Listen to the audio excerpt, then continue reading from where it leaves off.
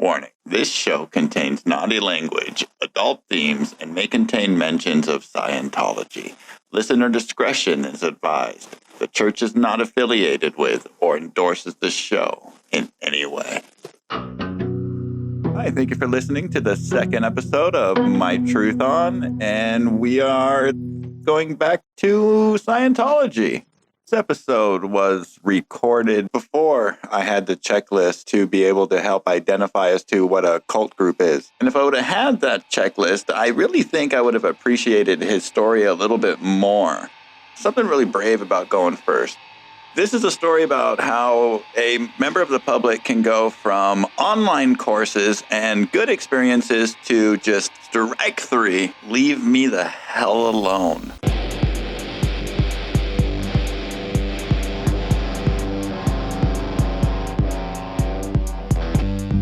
William, what brought you into the Church of Scientology? Was it somebody at a train station who offered you a chance of knowledge, or did you walk in on your own? Well, I have heard about Scientology for years. Actually, I was about 15 years old and saw the South Park episode. Nice.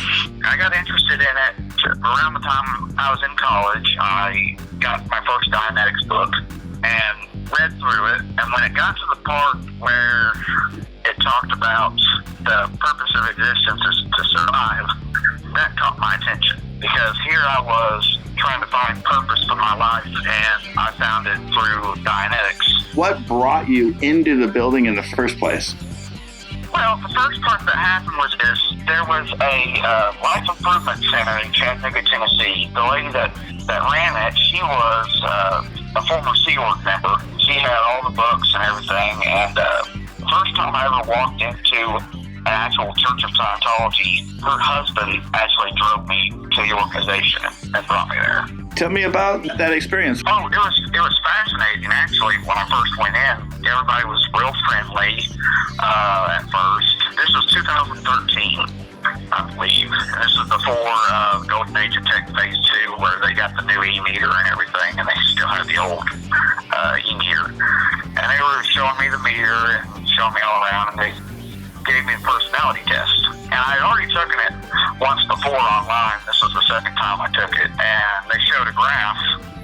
And I had already been studying Dianetics. I was on Science of Survival by the time I got to the church. I was on extension courses, just doing the courses from home.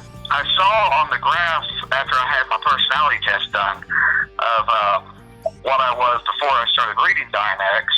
And then after reading Dianetics, my lines went up on the graph after taking the personality test.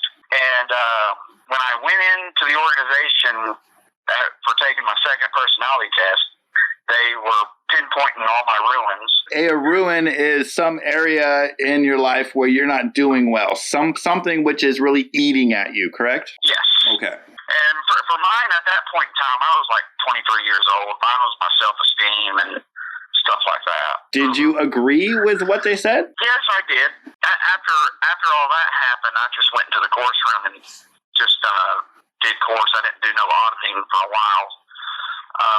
My one and only auditing session that I had was actually auditing, for the people who don't know, is when they make you go back into the past and tell the earliest story of tragedy that happened in your life, and you tell it over and over again, holding the cans until your needle floats or until it no longer bothers you, right? Yeah, I didn't have the meter auditing. I just had a basic Dianetics auditing session. Okay. Dianetics auditing is kind of the same without the meters. Yeah. Do you feel like that helped you? At that point in time, I did, because when I went to session, I went back to an early memory, like from when I was 2 years old.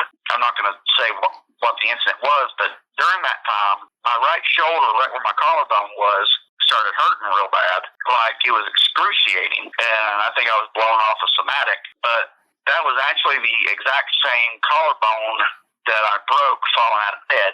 In that incident, I was actually laying in that same bed. This seems like you had kind of a positive experience. I did at first until around 2016, 2017. Something went wrong at some point? Yes.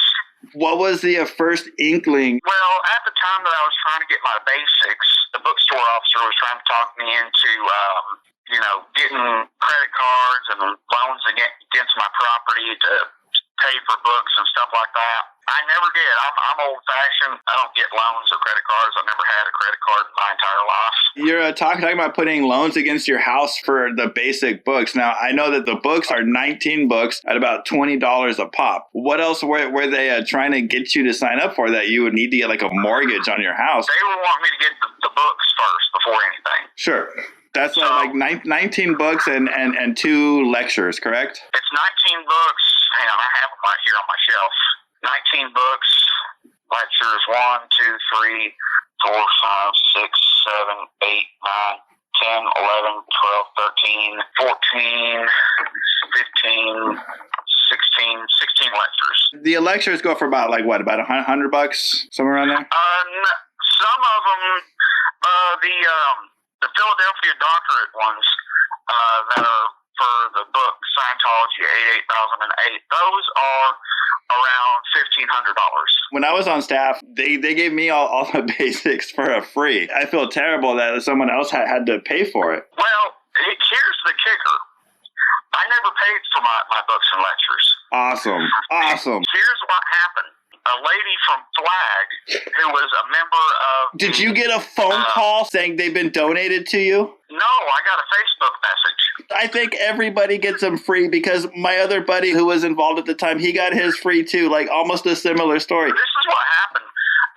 The lady from Flag, she was a member of the Nation of Islam. What she did was she bought basic packages for people, not mostly black Muslim women studying Scientology, but she was really wanting to donate 2 packages to somebody, and it just happened to be me, even though I wasn't a black Muslim woman. Have you actually read them? Yes. Like, to be honest, I've gone through about half of them, and some of them are kind of interesting. Some of them are kind of like stuff you already know. Some of them are stuff that you should know, and then some of them are kind of dangerous. Oh, don't get me wrong. Science Survival is one of my favorite books, even though it's really homophobic. But it actually, I mean, I still use some of the things from Science Survival to pick and choose my friends. There's definitely tools that you learn that you can put into like everyday play, but it's just there's so much that is also terrible. You mentioned homophobia. The kicker was after I got my basics, they were wanting me to buy all the rest of the package, like the ACCs and the Congresses, and they were starting on that now. And those get kind of expensive, don't they? Yeah, they're like thousands of dollars. I can't remember the actual price. I still have the DVD of the event, but I'm not 100% sure on the price. Right. But what gets me is when I was trying to get my basics, they kept wanting me to watch that event over and over again. I think I watched it like 4 times, and I'm still wondering if there's subliminal messages in it. One of the ways to convince somebody that you're telling the truth, even when you're lying, is just to say it or repeat it over and over and over and over again. Have you ever heard a song that you're like, I don't like this song is stupid, but let's say you've heard this song 100 times, eventually your brain conditions yourself to say this song is good. And I think that is one of the reasons why you watch these over and over and over again. It's a lot of repetition, and repetition is conditioning. If you repeat it enough, people will believe it to be true. Oh, yeah, it's sort of like command hypnosis. Absolutely. One of the things that happened in 2016, the summer of 2016, was when they re-released Battlefield Earth. Oh, that movie was... Not the movie, they were re-releasing the book. Oh, okay. I thought you were talking about the movie. I was like, John Travolta's always the man. Even in that movie, he was the man. Everything else was just garbage. The movie was terrible, but the book is amazing. I mean, that's one of my top 10 sci-fi books. I mean, I love that book. When they re-released it, the church was trying to get L. Ron Hubbard on the New York Times bestseller list again. And I didn't know about this because, like I said, I lived 2.5 hours away from the org. Right. But they were trying to get him on the bestseller list again. Well, I was at work. This was about 11:30 at night, and I get a text message from one of my church members. They were saying, we need you to buy this book now. We're trying to get LRH on the New York Times list again. And I'm like, the thing is, I'm at work. the bookstores are closed right now, and I'm not going to be able to get it until tomorrow. They go, no, you can buy it now on like a card. Back then, all I had was cash. The only thing that really matters is at that point is selling that book and raising your stats. I don't care what you're doing. Just do what you got to do to raise your stats. Cancel everything. Yeah. Buy the book. Yeah, and this went on for an hour, and here I am at work. I said to him, I'm at work right now. You know, the only possible way I'm going to buy this book is if I go to Barnes & Noble tomorrow and get it, because I don't have a card. All I got's cash. I'm at work till like 3 in the morning, so there's no possible way I can get this book right now. Let's say I told you that you had to go home and push a red button to save the universe. Now, this button has to be pushed within the next 20 minutes. Would you go home and push that button whether you were at work or not if you truly believed the universe was at risk?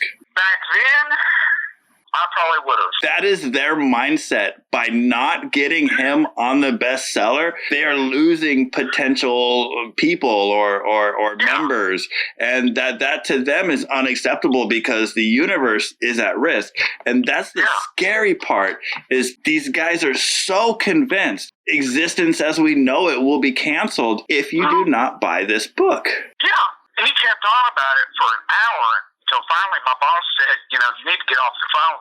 And I go, tell it to the damn Church of Scientology. She goes, what are they calling you about this time? Because my boss at the time knew what all was going on. And she goes, you got to be kidding me. I'm going to give you a little bit of insider information. I was staff. I was making these phone calls. I was writing these letters. If you ask them to stop calling, if you ask them to stop writing, if you ask them to stop emailing, you are wrong in their eyes, and they will double down and write you twice as many. The only way I was ever instructed to not write another letter, to not write another email, or do anything, no more phone calls, if they threaten legal action. That's the only way they will stop, is you have to threaten to sue them. At least that's what I was instructed. If I got a letter back saying, don't write me again, I'll write you 2 or 3 letters. If I got a letter back saying, if you write me another letter, I'll sue you, I quit. I wish I'd known that. Because the last time I went to the actual church before I left the organization completely, right after I went to the church to visit everybody for a little bit and the whole fiasco that happened in the building, I kept getting a series of phone calls wanting me to buy the rest of the lectures. She called it the chronological study. Now, I can't remember the girl's name at all, but she was originally from the church in New York and was working at the one in Nashville, which was the one I belonged to. She called me and kept wanting me to buy the chronological study, and I'm like, I'm just studying the basics right now. I go, let me finish these, and then I'll buy those once I finish them. And she goes, do you have the event from 2007? And I'm like, yeah, I do. She goes, I want you to rewatch it and then call me back after you watch it and see if you want to buy them again. How much time on a weekly basis do you think you would spend at the org or the church? I've only been to the church itself.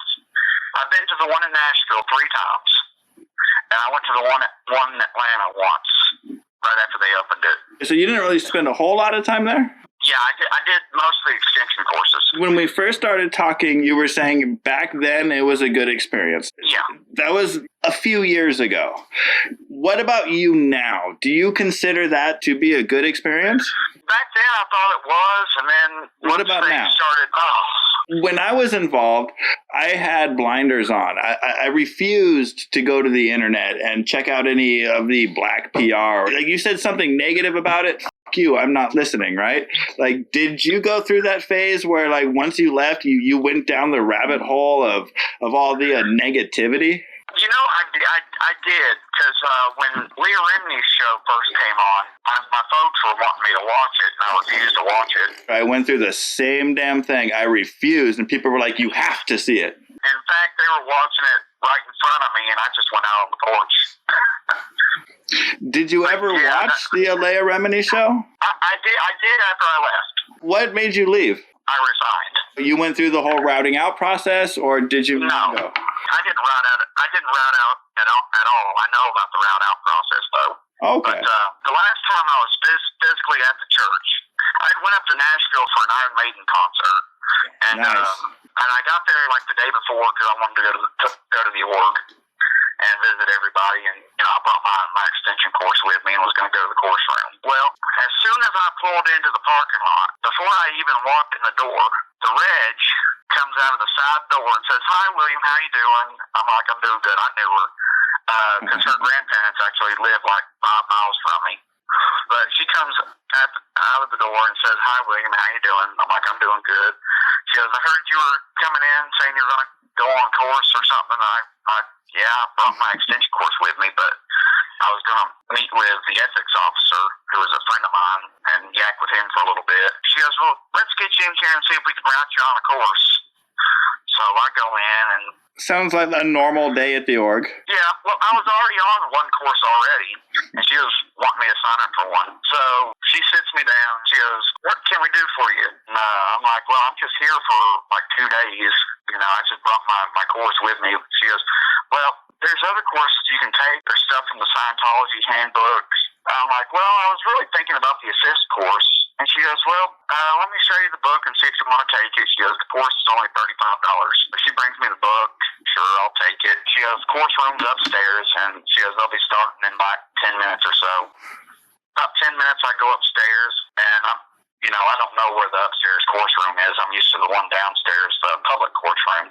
I get up there, and there's a lady up there who shows me where it is. She goes, "Make sure you go inside quick." She goes, "The course director will be in there soon to take roll." I go in, walk back out. She goes, "You better go back in there. There's the course director. He's going to be taking roll." So I walk in and sit down. There's 5 people and me in the course room. They're all staff members, and I'm the only public member in that course room. Yes, I have been that staff member sitting amongst 5 of my friends while one public sits among us that actually is paid.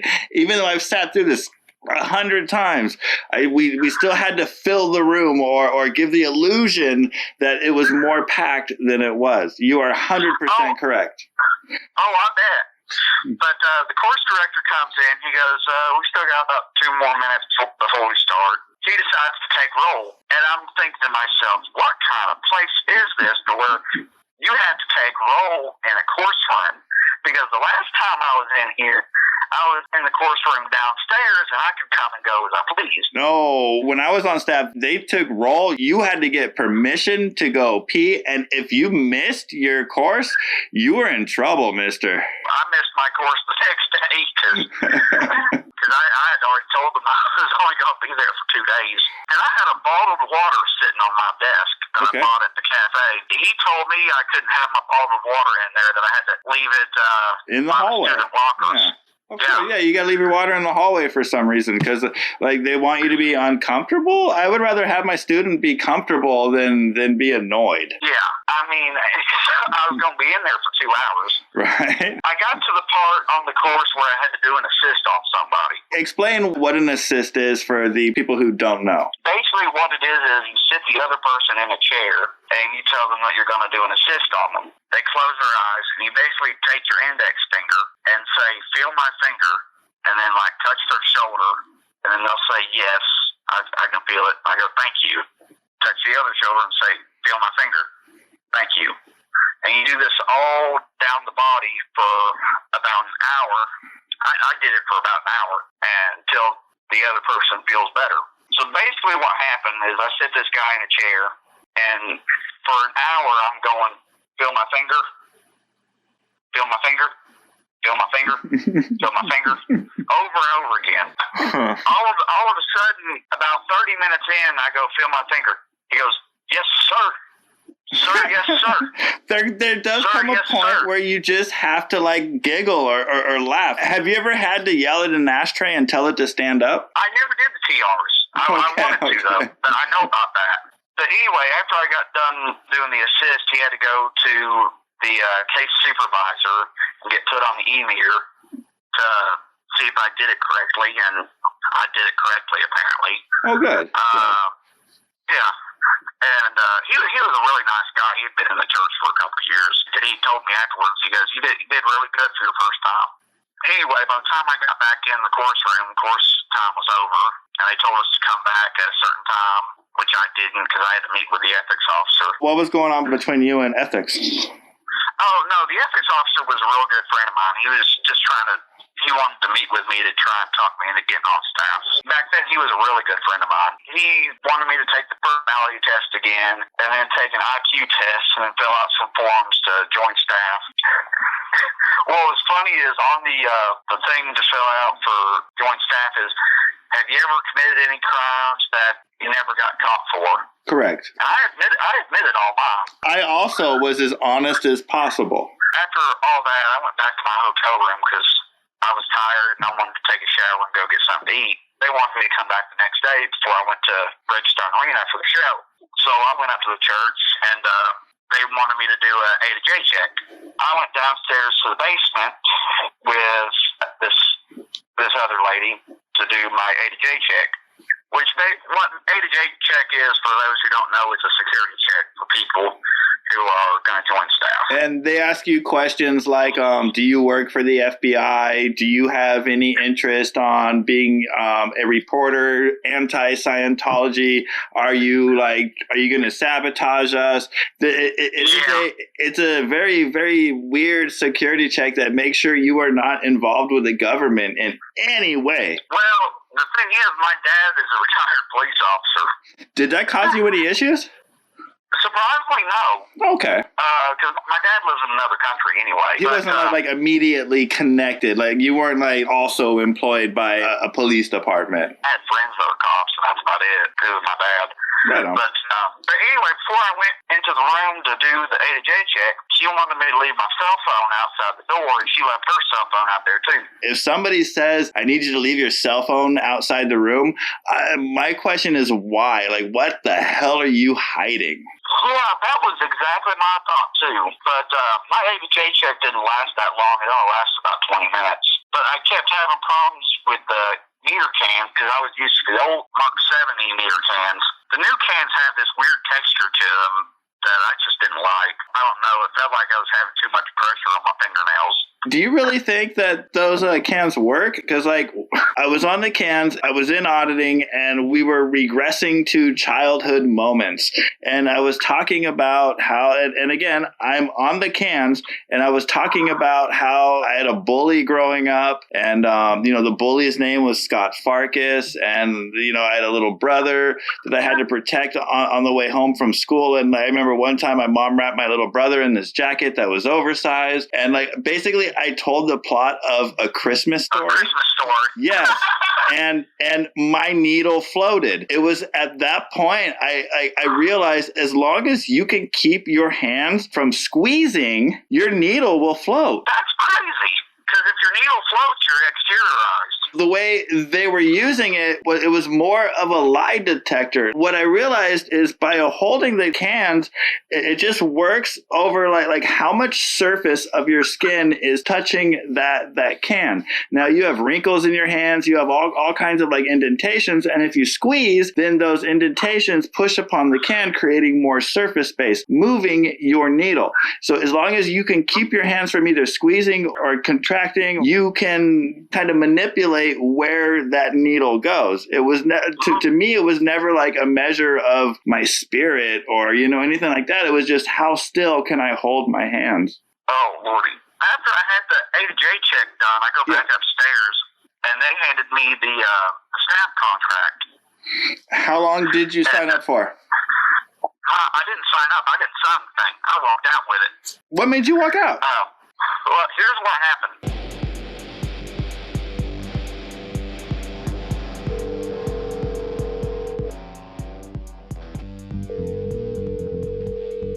Hey, what up? I just got done editing the first half of the show that you slept through. I slept through? Yeah. With the girl? No. Remember when I was doing the show with that guy William, where you were doing the sound for it and you fell asleep through the whole thing. We actually can hear you at some parts snoring in the background. Nice. So I just wanted to call you that the first half is done. and just kind of fill you in on some of the stuff that you missed. Do you know what an assist is in the Church of Scientology? It's like a big word. If you were to have stayed awake, you would have had that information. Well, if you had them more entertaining, I would have. All right, so we are going to end the episode here. And I know at the beginning of the show, I promised you listeners 3 strikes. And you will get them next week as William and I go about a half an inning with the Church of Scientology. His story has not even begun. Stay tuned.